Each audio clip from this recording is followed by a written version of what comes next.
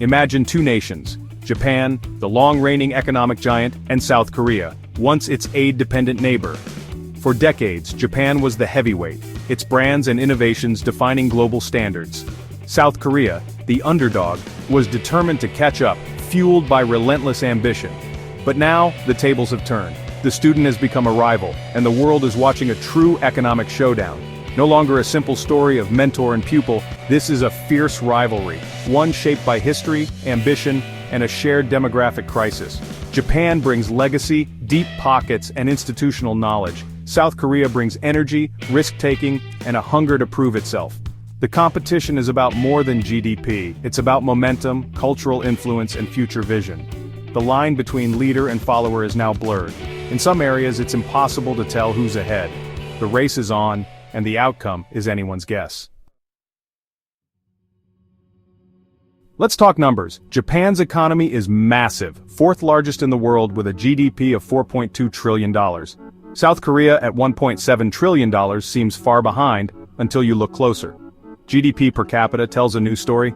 South Korea is now neck and neck with Japan and may soon pull ahead. The average South Korean could soon generate more economic value than the average Japanese citizen, a seismic shift. Japan's population is over 120 million but shrinking.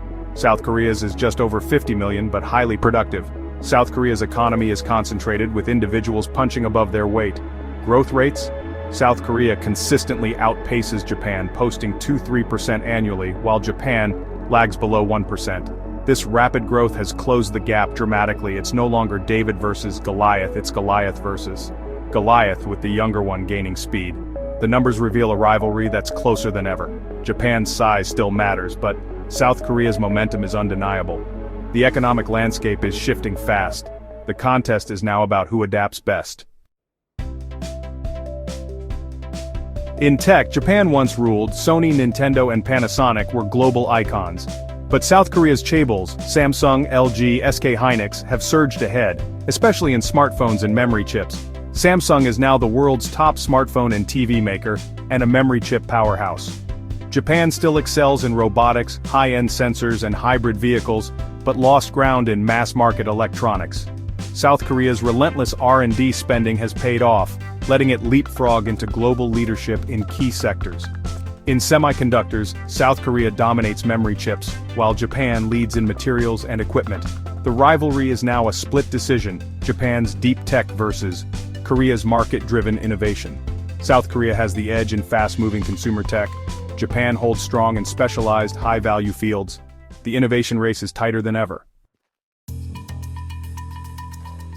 Manufacturing is the backbone of both economies. Japan's Kaizen philosophy made its factories legendary, with Toyota and Honda setting global standards.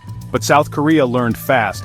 Hyundai, Kia, and POSCO became industrial giants, dominating shipbuilding and challenging Japan in cars and steel. Hyundai and Kia, once seen as budget brands, now win awards for design and tech, especially in electric vehicles.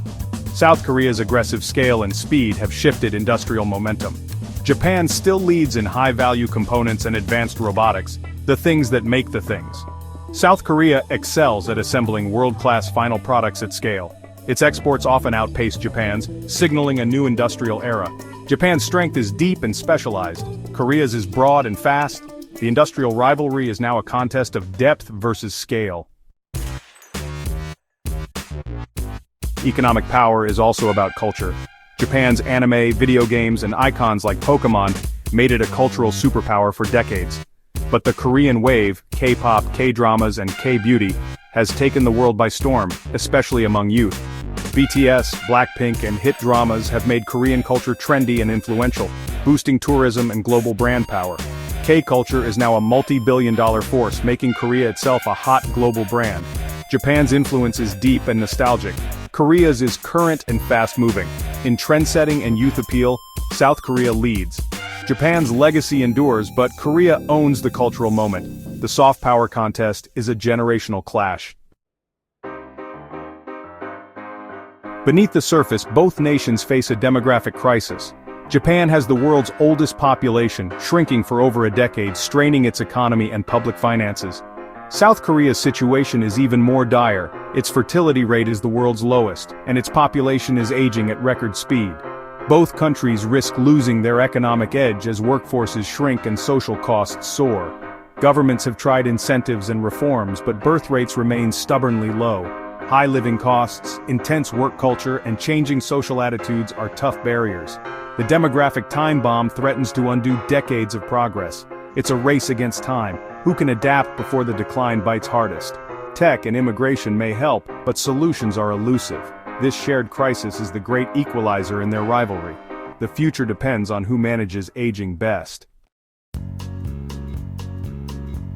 So, who's winning? It depends on what you value. Japan is still the heavyweight, bigger, richer, and a master of specialized industries. South Korea is the challenger, faster, trendier, and closing the gap in income and influence. Japan's stability and wealth give it resilience. Korea's momentum and cultural power give it edge.